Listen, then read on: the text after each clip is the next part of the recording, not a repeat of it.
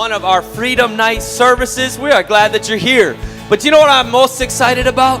Is that we got one of my favorite dudes on the whole planet. Okay, he is the district youth director for Minnesota. He is the top dog, top G. He's my favorite point guard in the history of basketball. He will dish it up to you left and right. He will cross you over and wave at you bye-bye as he gives you buckets. He is the man, the myth, the legend. Why don't you stand on your feet for Pastor Phil Johnson?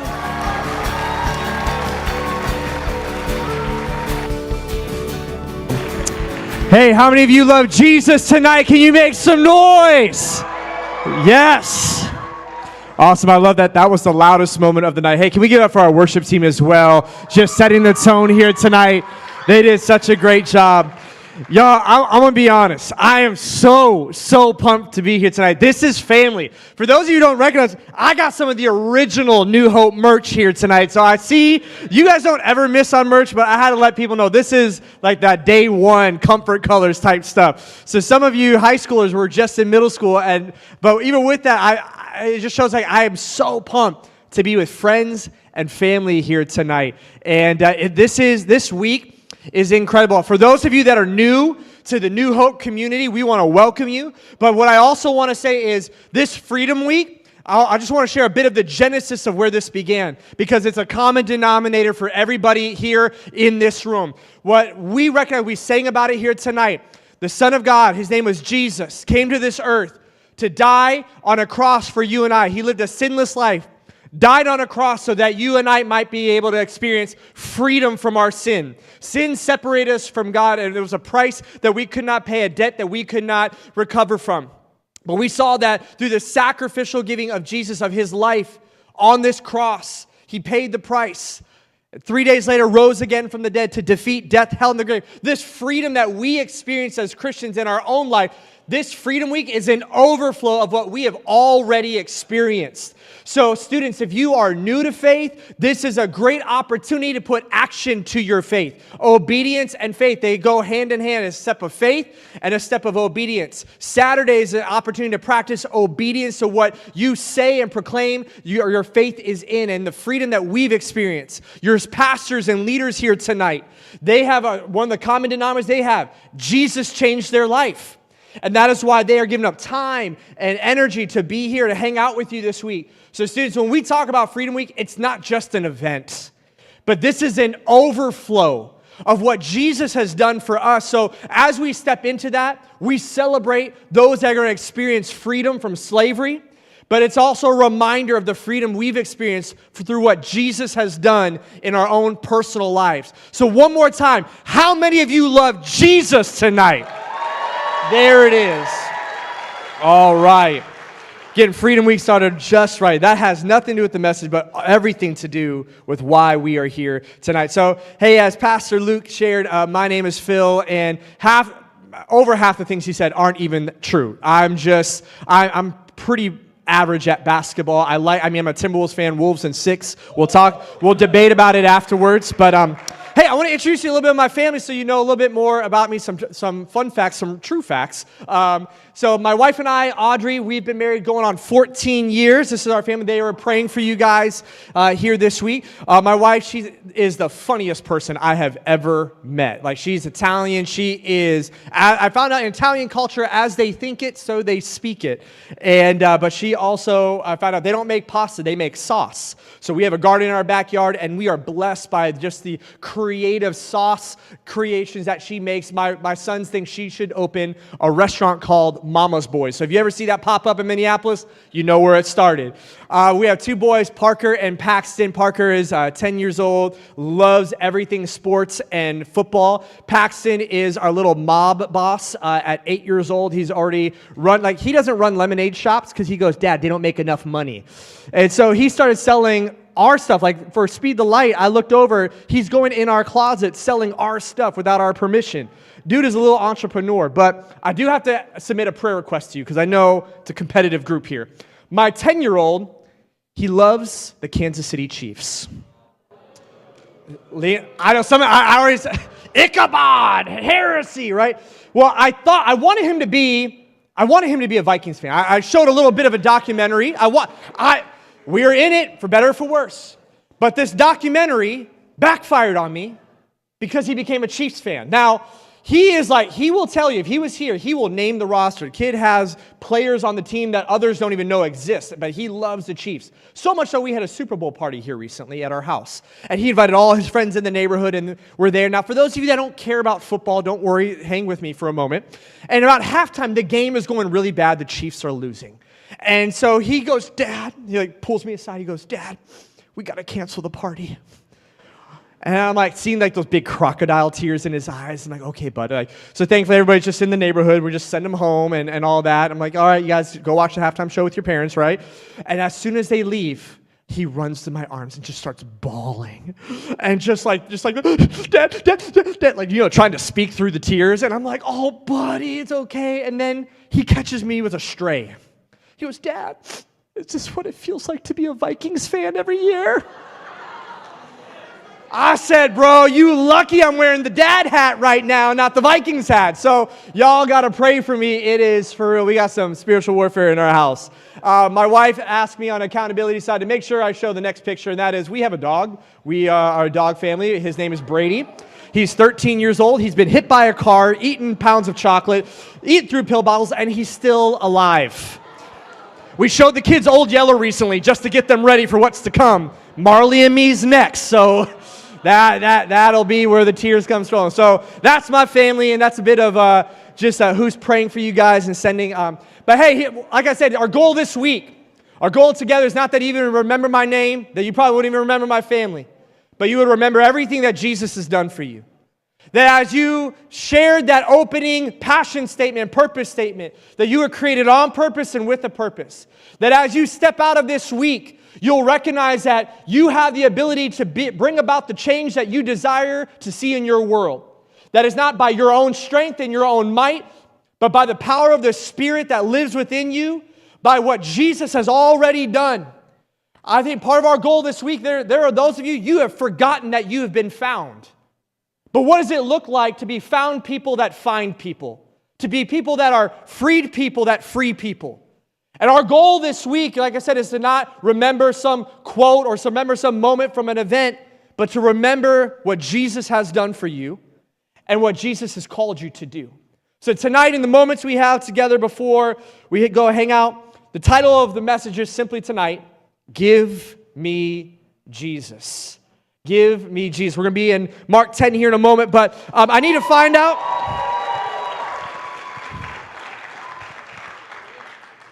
Chick-fil-A or Cane's? Where are we at with that debate? Some Zaxby's? I don't know if some Zaxby's fans in here. For those that have some, all right. Listen, I love Cane's on Sunday. Cane's on Sunday hits. I have nothing against Cane's on Sunday. But Chick-fil-A, it's the breakfast that just separates it. The chicken minis with the little honey butter on the top. It just hits different. Now you guys probably already know this, but in Minnesota, when a new Chick-fil-A opens, if you are one of the first 100 people in line, you get free Chick-fil-A for a year. Now, in the summer, that sounds like, oh, easy money. I got this. I'll stand in line for a day or two in the summer. But Iowa gets Midwest winter. Because when it's about 20 below, 10 below, you find out who the real ones are real quick when it comes to the free Chick-fil-A. I got a few photos from some of the recent openings of Chick-fil-A in Minnesota. Listen, we love our state fair. We love our free food, okay? So they will camp out days before over just the and here's the crazy part. I tried to do this one time, and I realized about a couple hours in, I'm like, nobody's counting. Nobody really knows, are you one of the first 100? They're just literally hanging out, hoping they'll be one of the first 100. I think we have one more photo as well of this. You see just how crazy it is what people will do. And I would just ask you, what was the craziest thing you've done? I don't need you to answer back, but I want you to think about it if you have notes. What has been the craziest thing that you've done recently that you chose to do? What is the craziest thing you've done out of a pure desire of I need this, I want this, out of your own choosing? Some of you are like, well, it's running this 5K on Saturday, or it's this 3-on-3 tournament. I saw the competition. Because I look at this, and there was something aside. Someone's like, I want this Chick-fil-A so bad. I'm going to take work off. I'm going to find my tent. I'm going to show up early. I'm going to pack that. There was a whole plan that went into it.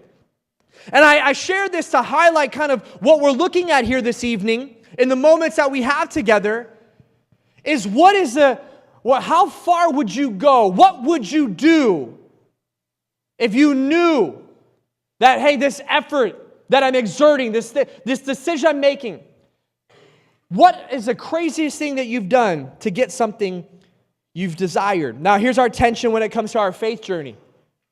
Now, this might just be for one of you. I think all of you guys are perfectly fine in your faith journey, so I might just be speaking to the one person in the room, Pastor Luke. But there's that tension when you go, okay, I believe that Jesus was a good guy. I heard apparently he's done some pretty cool things, but is Jesus what's best for me? That you might say it, you might know the words to say, but when we go and look at the choices you make, the lifestyle you choose to live, does it reflect all that you say Jesus is to you? That even we might not say with our words, but there's these moments we wrestle and the tensions we wrestle with of going, I believe this Jesus. I feel like I think he's a good guy and I've had some good moments, but is he what's best? And is he worth leaving it all? Is he worth me stepping in, giving it all, letting it all go?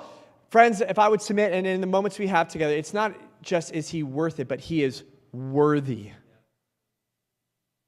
He is worthy of it. And this is the tension middle schoolers, high schools, we get, you wrestle with.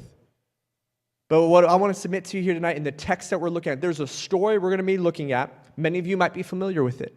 But it's a story that still relates and applies to us here today. Because here is my whole goal is, I think Jesus is better than you realize he is. I think Jesus is maybe greater than you think. I think Jesus actually can do more to fill that need that you've been trying to go to other things and other items for. That Jesus is actually the thing you've been looking for. And so we're going to be in Mark chapter 10 here tonight. We're going to be looking at verses 46 through 52. If you are new to the Word of God, the Bible is broken into two portions, Old Testament and New Testament. New Testament is before Jesus showed up. New Testament is after Jesus showed up. If you are new to faith, I'd encourage you to learn who Jesus is in the New Testament. We love the Old Testament, but it's this documentation. It's kind of like a middle school photo where you go like, man, like I can't believe my parents let me have a haircut like that. Right, you see the nation of Israel just struggle and wrestle with these obedience of following God. And so beautiful story of redemption. The New Testament is where we find ourselves, and the first 4 books of the New Testament are known as the Gospels. Everybody say Gospels. And there are 4 different vantage points of who Jesus is, captured by 4 different individuals of the life and ministry of Jesus. What I love about Mark is Mark was kind of this author that would have probably in today's day been the guy that's like, you know what, I'm about to get this pay-per-view UFC, right? Like he was instant action, jumped right into the story. And I love how Mark captures this story that we're going to be looking at here today, because I think it highlights and addresses a tension that we all wrestle with at one point or another in our life. So Mark chapter 10, verse 46 through 52. Verse 46, then Jesus reached Jericho, and as Jesus and his disciples left town, a large crowd followed him, a blind beggar named Bartimaeus. Everybody say Bartimaeus. I'm going to do this a few more times, all right? Just giving you a heads up. Verse 47, when Bartimaeus heard that Jesus of Nazareth was nearby, he began to shout, Jesus, Son of David, have mercy on me. Verse 48, be quiet, the people yelled at him. They petty. But he only shouted louder, Son of God, or Son of David, have mercy on me. When Jesus heard him, he stopped and he said to him. Notice if you have a paper Bible and you see red letters, this is Jesus talk. When you see red letters in your scripture, this is Jesus' response. Tell him to come here. So they all called to the blind man, cheer up, they said. Come on, he's calling you. Bartimaeus threw aside his coat. He jumped up and he came to Jesus. Jesus asked him in verse 51, what do you want me to do for you? my rabbi, my teacher. The blind man said, I want to see. Last verse, and Jesus said to him, go, for your faith has healed you. Instantly, the man could see, and he followed Jesus down the road. There are so many different things we can pull from this text here tonight. And before we begin to hop into some of these observations, I do have a question. How many of you get a little embarrassed when somebody's just yelling at you in public? Okay, just a few, show of hands, please. Otherwise, I could have Luke up here. We can start name dropping real quick. All right, I had a few more hands shoot up. Now, my family is a family of extroverts. We love to just talk. But there's something about when you hear your full name spoken. Okay, now we're my oldest children. You are the oldest sibling in the house. My people, all right? I'm the oldest of 3 brothers. I got a photo of my brothers here. Oldest of 3 boys. We're the youngest. The reason for many of my prayer or my altar moments. Middle children, we have not forgotten about you. You are seen. You are valued. There it is. All right, you can tell who the middle child is in our photo. My brother Steve in the middle does not want to be in the middle of this moment. He's done with the photo. But my brothers and I, so growing up, my brother Steve and I were fairly close, just in interest. So we're 2 years apart. I was going to play basketball, and my brother Steve goes, Phil, come, let me come with you. Let me come play basketball with you. I'm like, bro, go get your own friends. Like, no, like these are my friends, right? I'm the only older sibling that's ever done that, right? Like, that's just me. He's like, Phil, just let me come with, come on. And we're going back and forth, and I'm like, dude, leave me alone. Like, these are my friends. And he did what I'm sure no other younger siblings have ever done. He steps back and he goes, well, ow, Mom, Phil's hitting me, ow. And I'm like, dude, chill out, what are you doing? And wouldn't you know it, as I'm reaching to stop him from hitting himself, who walks around the corner but my mother? And I hear Philip with one L, by the way, okay? Philip Mark Johnson. And how many know when it's that full name, when you hear that full name, there's an emotion, right? And I'm like, but Mom, like he's hitting. Phil, why would your brother be hitting himself? Go to your room. I'm like, we're going to play basketball. Philip, I'm not going to tell you again. And I go to my room, and my brother looks at me and goes, next time you're going to let me come. Listen, we're best friends now, okay? So God has done a work on our relationship. But I share that because there's something in that when my mom said my full name, it got my attention. It stopped me in that moment. And in the story, we find that Jesus is going to Jericho. Now, it's not the Jericho in the Old Testament. This is a newer city that would have been on the way to Jerusalem. And so it's fairly populated, so much so that the author knows the name of the blind beggar. He just doesn't call him a blind man. He calls him Bartimaeus. And we see that as Jesus is walking to Jericho, that this man begins to yell, Jesus, Son of David! And the followers of Jesus in the story, I know New Hope Youth would be like, all right, dude, come to Jesus. They instead start to yell, be quiet. We have somewhere to be. But this man only yells louder. Jesus, Son of David, have mercy on me.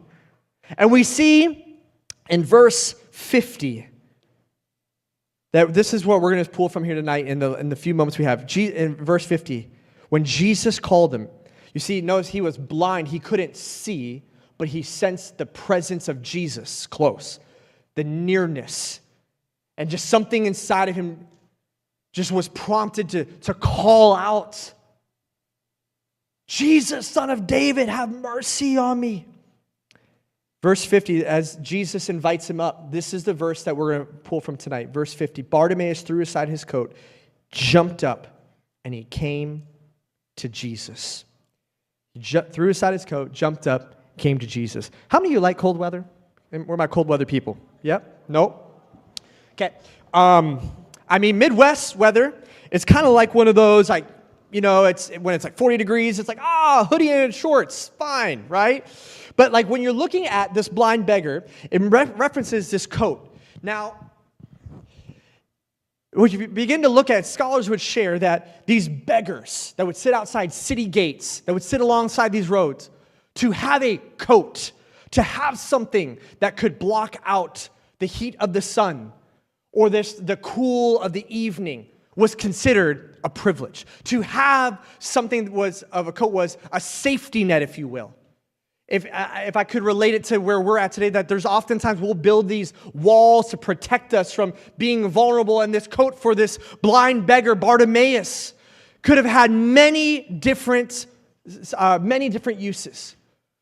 But what we find, like, why would somebody who had such access to so little material things that had such a high value to him, why would he throw aside his coat?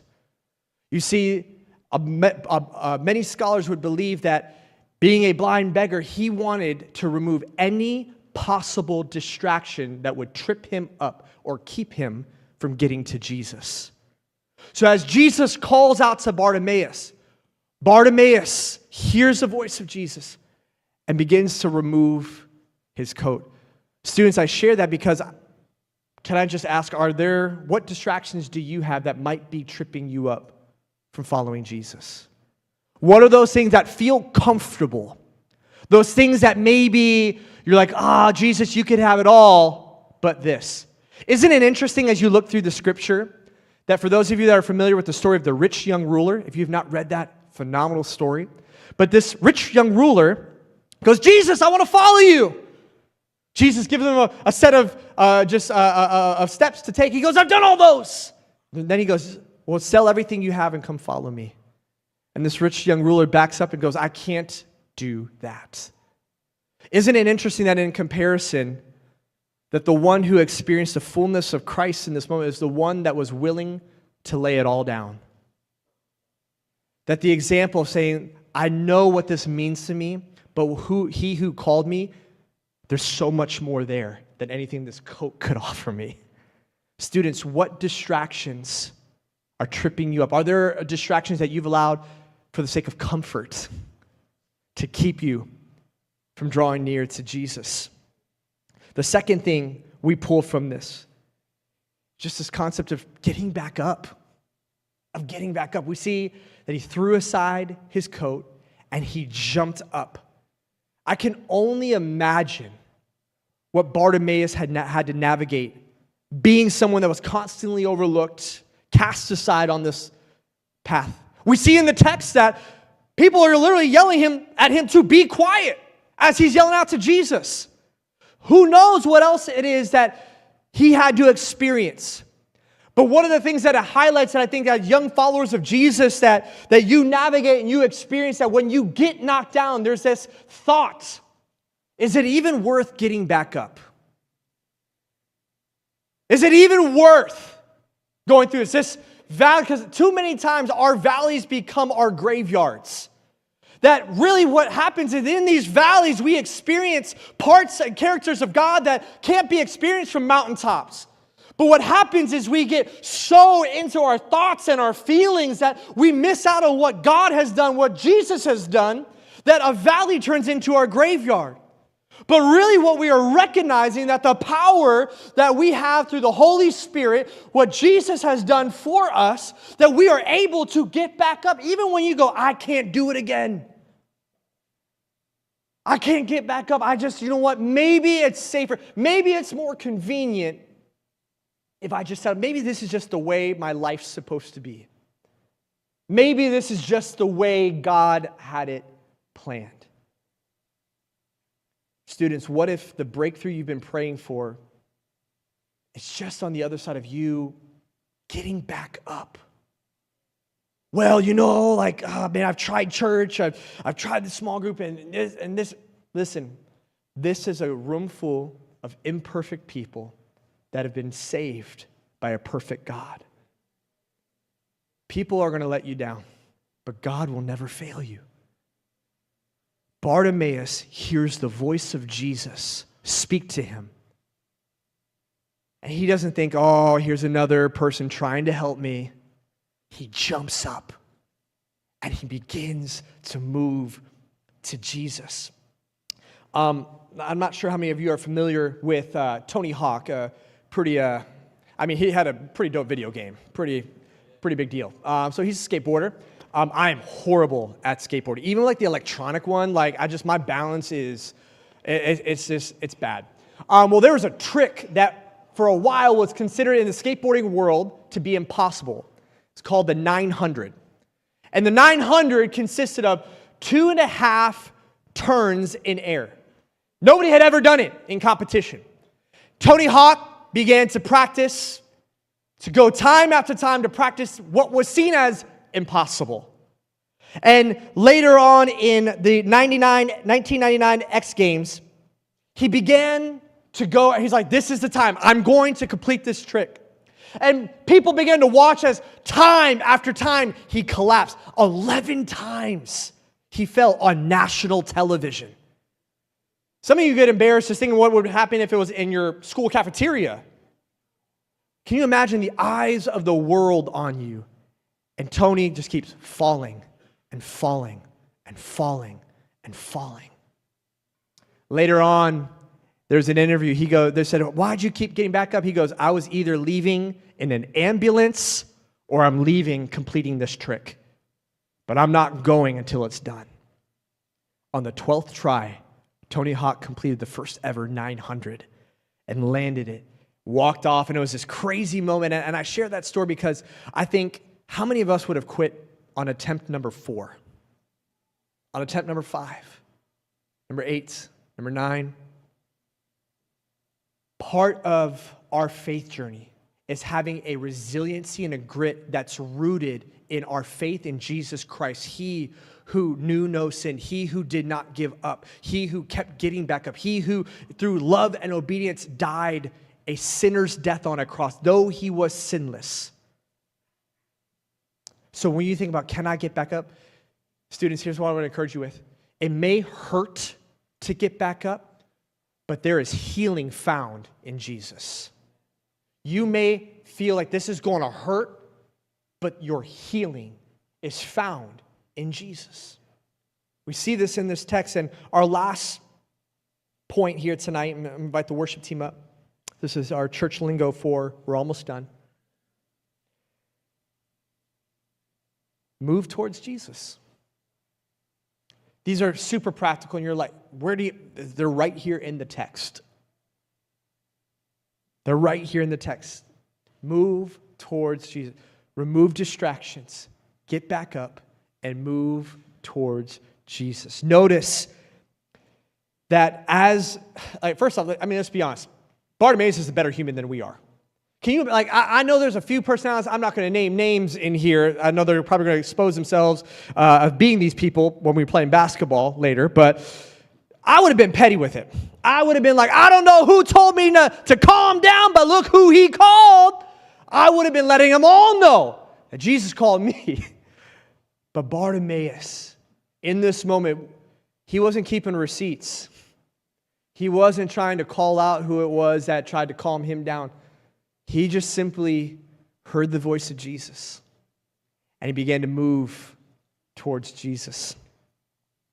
And all Bartimaeus could think about was getting to Jesus. It's all that matters because he believes that Jesus can help him. At the man's request, Jesus restored his vision so his physical sight matched his spiritual sight. Then he began to follow Jesus. Students, Jesus is not just a message we teach about, but he's a model we follow. I'm up here because of what Jesus has done for me. Your pastors, they're here because of what Jesus has done for them. And it's not a one-time thing. It's not just showing up on Wednesday. Oh, there's value to that in community. It's not just showing up on Thursdays. It's continuing to move towards Jesus. But here's what I've recognized as one of the issues we face. I think oftentimes, I know with all these dope lights, you might not be able to see the flashlight here, but oftentimes what happens is as we begin to move towards Jesus, his light shines on us, and this guilt and shame begin to go, oh, no, Jesus, you're too close. Jesus, you know what, I want you to, can you stay at that distance? Because I still got some stuff to deal with. Because as you begin to move closer to Jesus and the light begins to shine on you, you are much more aware of how broken you are. That as you move closer, you start to get to some of that root stuff. The stuff that you still haven't told your leader that you wrestle with. The stuff that you're still trying to figure out the words of how to bring it up to your pastor. Those things you're saying, Jesus, you know what? Can you just stay at a youth group on Wednesday nights? Jesus, just maybe stay at church on Sundays. Because I don't know if I'm ready for you to be that close. Students, that as we begin to move towards Jesus, let the light that shines on you not bring about a guilt and condemnation that pushes you away. But what we recognize is that as you continue to draw near, you find that there's a purpose, a plan, that there is healing, that there is hope, that Jesus just might be better than you thought he was. That Jesus might be the very thing that you've been searching for. That as Bartimaeus removed his distractions, got back up, and began to move towards Jesus, he got more than he was expecting. But it requires a commitment. And here's the commitment. A couple of examples. If Steph Curry, from my basketball players here, were to come up and say, hey, if you were to just drop out of school, I want you to come follow me, be an intern with me for a full NBA season, come travel with me. I'm going to show you all my shooting hacks, the form, my conditioning, my drills, but I need you to drop out of school. Some of you right now, you're like, I already had the text typed out. I'm already letting my coach know I'm out. My creators in the room. Some of you, if Mr. Beast were to slide in and say, hey, take a couple years, I'm going to give you the blueprint. I'm going to give you the blueprint to how to create content, to have the best channels, to begin to build your brand. Some of you are like, you know what, I'm out. I'm dropping out of school. For my singer-songwriters here, and I know it's polarizing and all that stuff, but if a Taylor Swift were to slide in. Do you know what's funny, Luke? You know what? I'm not going to even pull up their Spotify Wrapped because it's going to expose everybody here. But if she slid in and said, hey, I'm going to teach you how to write songs that people can't get out of their heads. I'm going to teach you to write. There are those of you that were booing, that you're like, hey, if I know that ain't nobody going to judge me for it, I'm going to go learn how to write songs. That as comical as some of these examples are, there's a level of truth that you'd go, I would give up a lot to go learn from them. Friends, we have a greater invitation when it comes from Jesus to follow him. And as we see with Bartimaeus, he gives us a blueprint to remove distractions, to get back up, and to begin to move towards Jesus. What are those distractions that could be keeping you from Jesus? What are those things that are keeping you from getting back up? What are those things that might be hindering you from committing to following Jesus? It's not a call to perfection, but it is a call to surrender. So here's how we're going to close here tonight. I'm going to invite everybody to stand up.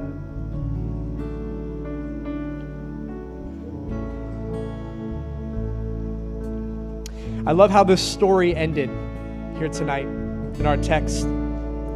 Jesus asked the man, what do you want me to do for you? And the man said, I want to see. And Jesus said to him, go, for your faith has healed you. Not your perfection, not having all the right answers, your faith has healed you.